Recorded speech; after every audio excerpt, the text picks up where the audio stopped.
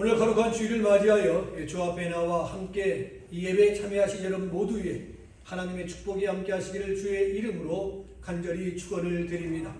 오늘은 이 말씀을 중심으로 그리스도인의 올바른 삶이라는 설교의 제목으로 함께 은혜를 나누고자 합니다. 먼저 해도는 교회 가정 지침을 소개하고자 합니다. 첫째, 하나님을 경외하며 사랑하는 가정.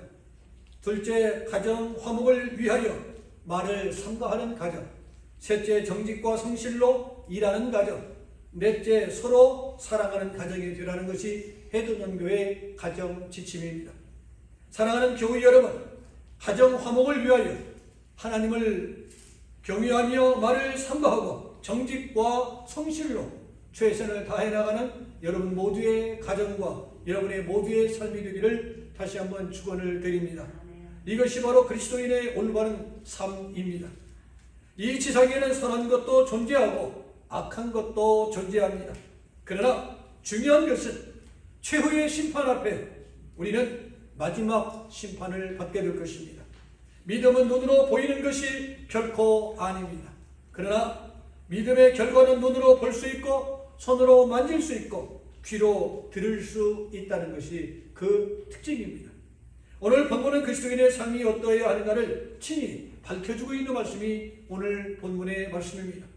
그 내용을 두 차례로 나누어서 말씀을 선포하고자 합니다.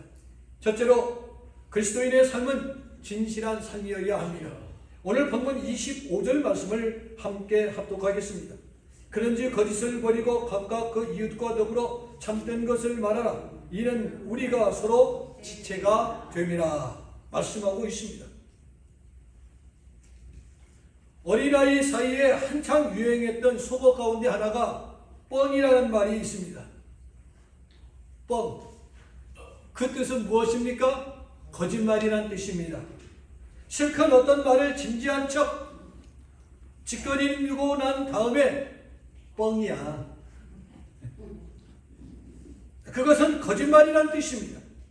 길거리에서 옥수수나 쌀을 튀겨내는 재래식 기계 일명 뻥튀기라고 부릅니다. 그리고 실제보다 크게 튀겨 만든 과자류를 무슨 과자? 뻥튀기 과자라고 합니다. 어떤 사회학자는 오늘 이 사회가 뻥튀기 사회다라고 표현을 했습니다. 거짓이 팽배해 있고 모든 것이 뻥튀기처럼 과장되고 포장되어 있는 시대라, 믿을 수 없는 시대라 라고 표현을 합니다. 그래서 그 누구의 말을 믿으려고 하지 않는 시대가 오늘 이 시대입니다. 학생이 선생의 말을 믿지 않습니다. 근로자가 사용자의 말을 믿지 않습니다. 그 이유는 거짓말을 많이 했기 때문에 믿을래야 믿을 수가 없는 것입니다. 그래서 호세아 4장 1절에 이렇게 말씀하고 있습니다. 이 땅에는 진실도 없고 인애도 없고 하나님을 아는 지식도 없다라고 했습니다.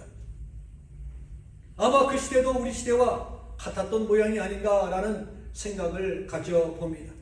제 아무리 황건 문명의 탑을 쌓고 선진의 나팔을 분다고 해도 그 사유가 정직과 순결을 잃어버렸다면, 거짓이 종횡무진한다면 썩은 사유가 되고 마는 것입니다. 제 아무리 공부를 많이 하고 인품이 좋고 경륜이 높고 인기가 있다고 하더라도 거짓말을 잘하는 사람이라면 지도자가 될 수가 없는 것입니다. 그런 사람이 정치가가 되어진다면 정치가 온통 권모술수의 온상이 되고 말 것입니다. 그런 사람이 기업가가 되어진다면 모리역작의 앞장서게 되어질 것입니다. 바울은 본문에서 뭐 하지 말라고 했어요?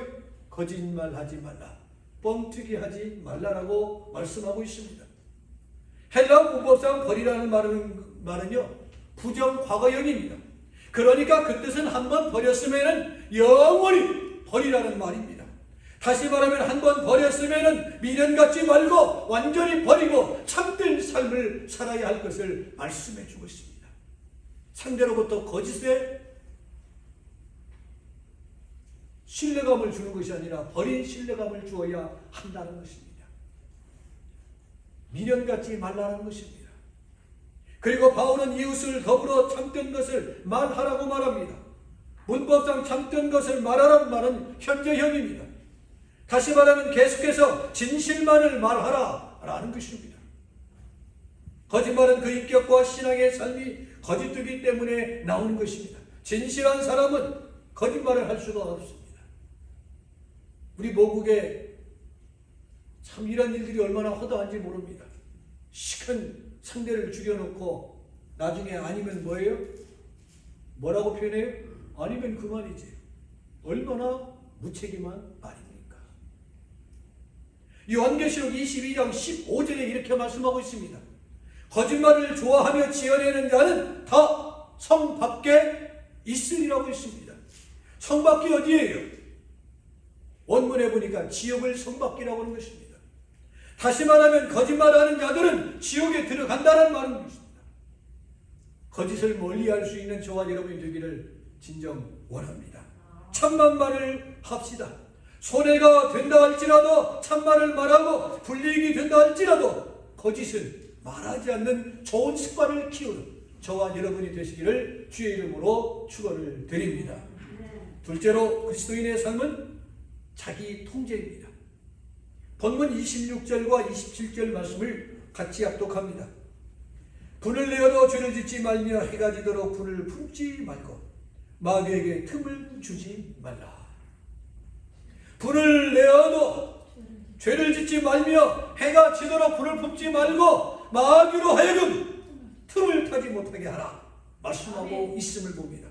이 말씀은요, 분을 자주 낼 때, 그리고 그 분을 해가 지도록 품고 있을 때 마귀에게 틈을 준다는 뜻입니다. 여기서 분을 낸다는 것은 두 가지의 뜻을 가지고 있습니다. 성전에서 장사치들을 내쫓던 주님의 의문과는 다르게 신경질적인 반응의 결과를 드러내는 분을 말하는 것입니다. 오늘 본문의 말씀은 신경질적인 것, 성질내는 것, 화내는 것, 분내는 것을 금하라라는 교훈의 말씀입니다. 그리고 더 중요한 것은 해가 지도록 분을 품지 말라 말씀합니다. 잠자리에 들기 전에 여러분의 분을 다 털어버리고 하루를 마무리하는 좋은 습관을 키우는 여러분이 되기를 축복합니다. 절대로 분을 품지 마세요. 속상하더라도 그날 분은 그날로 다 털어내 버리시기 바랍니다. 여러분이 억울해서 분을 품고 있다 할지라도 상대방은 잘 먹고 잘 자고 있어요. 왜 그 미친 생활을 합니까? 아니죠. 다 털어내세요. 나 혼자 끙끙 앓지 마세요. 내가 그거 알고 있는다고 상대가 다 인정해주고 축복해주는 거 아니에요. 알아주는 거 아니에요. 다 털어버리는 좋은 습관을 키우는 여러분이 되기를 원합니다. 더 중요한 것은 해가 지도록 불을 품지 말라는 것이 무슨 말입니까? 주경학자 벤겔은 그 이유를 이렇게 말합니다. 밤은 분이 자라나게 하기 때문이다 했어요. 몸은 아프면요 언제 더 아파요? 저녁에 더 아파요. 맞습니까? 말 안 하려면 이렇게라도 하세요. 맞아요. 맞습니까? 네. 몸이 아프면 저녁에 더 아파요. 분도 그렇답니다. 이 분통이 터지는 이 분도요, 화가 저녁에 되면 더 난답니다. 미국의 제20대 대통령이었던 제임스 가필드는 다음과 같은 10가지의 좌우명을 가지고 살았다고 합니다.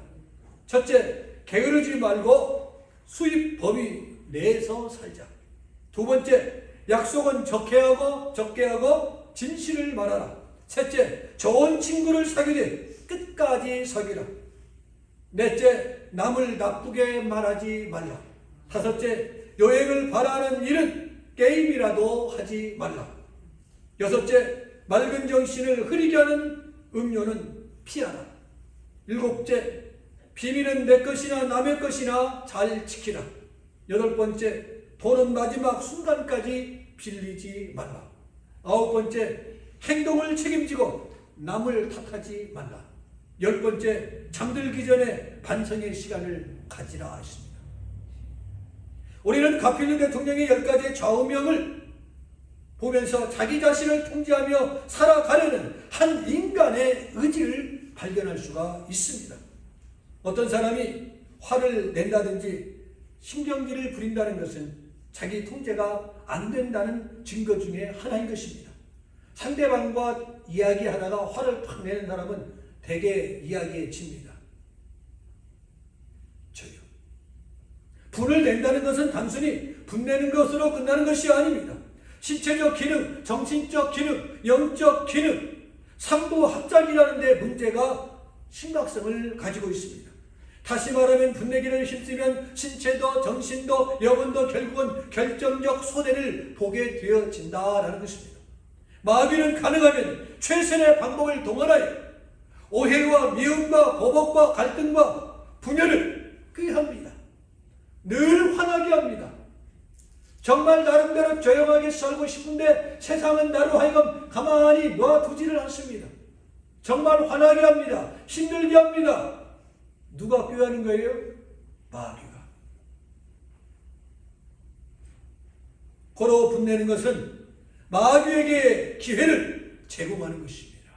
틈을 주지 말라 성경은 말씀하고 있습니다. 요즘에 코로나 바이러스에 대해서 함께 지내지 않다가 밤낮으로 함께 지내는 가족들 얼마나 다툼이 많이 일어납니까? 얼마나 힘든 시간들이 보내고 있는지 몰라요. 28%의 이혼율이 더 이상 높고 있습니다. 수많은 다툼. 저녁에만 만나고 낮에는 각자 알아서 살다가 밤낮으로 함께 재택근무를 하고 함께 지내다가 보니까 단점도 보이고 허물도 보이고 말을 하다가 보니까 화를 나고 힘들고 어려운 시간들을 보내다가 보니까 어려운 지경까지 끌고 나가는 가정들이 많이 있다라는 통계가 지난 주 중에 나온 것을 보게 되어집니다. 여러분, 그렇습니다. 많이 힘듭니다. 우리가 힘들고 어려운 중에 보내지만은 스스로 자제하지 아니하면, 자기를 통제하지 아니하면 마귀에게 틈을 주는 것입니다. 그렇기 때문에 바울은 철저한 자기 통제를 당부하고 있음을 여러분 기억하시기 바랍니다. 마지막 세 번째는 그리스도인의 삶은 정직한 삶입니다. 본문 28절을 함께 보시도록 하겠습니다. 28절을 보면은 도둑질하는 자는 다시 도둑질하지 말고 돌이켜 가난한 자에게 구제할 수 있도록 자기 손으로 수고하여 선한 일을 하라 말씀하고 있음을 보게 되어집니다. 우리는 여기서 두 가지 교훈을 찾게 되어집니다. 첫째, 다시 도둑질하지 말라라고 말씀합니다. 오늘 28절에 도둑질하는 자는 다시 도둑질하지 말라. 그 뜻은 과거에 도둑질을 했다 할지라도 회개한 후에 다시 그러한 짓거리를 되풀이하지 말라라는 뜻입니다. 사람은 누구에게나 과거가 다 있습니다. 우리 주님은 회개한 과거를 묻지 않고 문제 삼지 않으시는 분이십니다. 얼마나 고맙고 감사한 일입니까? 우리 사람 화나게 하는 건 간단해요. 어떻게 하면 화가 나요? 과거를 들추기면 화가 나요. 부부지간에도 그래요. 과거. 지난번에도 그랬잖아. 그러면 뒤져버려. 내가 한 번이면 말도 안 해. 내가 언제? 이렇게 잊어버려. 여자는 저축하는 거예요. 잊어버리는 게 아니에요. 부인들은 다 저축하고 있어요. 남자들은 잊어버리지만 저축하는 사는 것은 저축은 어떻게 돼요? 나중에 꼭 탈날이 있어요. 네. 쉽게 잊어버립니다. 여러분, 지나간 건 우리 주님도 묻지 않으신다겠어요. 항상 싸우더라도 현재 것만 묻고 싸울 수 있기를 바랍니다. 주님은 과거를 묻지 않으십니다. 현재. 우리가 하나님 앞에 갈 때도 현재의 믿음을 가지고 가게 되어지는 것입니다. 과거에 아무리 잘했다 할지라도 앞으로 잘할 거라는 것도 하나님 앞에는 통하지 않습니다. 현재 내가 어떤 믿음에 서 있느냐가 중요한 것입니다. 현재 충만한 중에 언제든지 주님을 만나뵐 수 있는 준비된 그릇들이 되기를 축복합니다.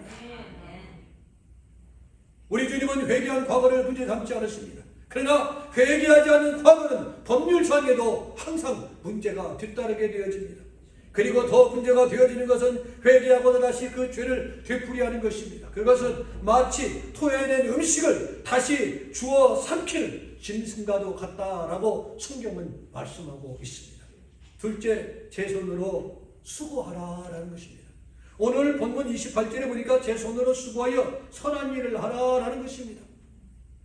남의 것을 갖다가 주려고 하지 말고 네가 수고하여 땀 흘린 것을 가지고 남을 대접하고 섬기고 도와주라는 말입니다.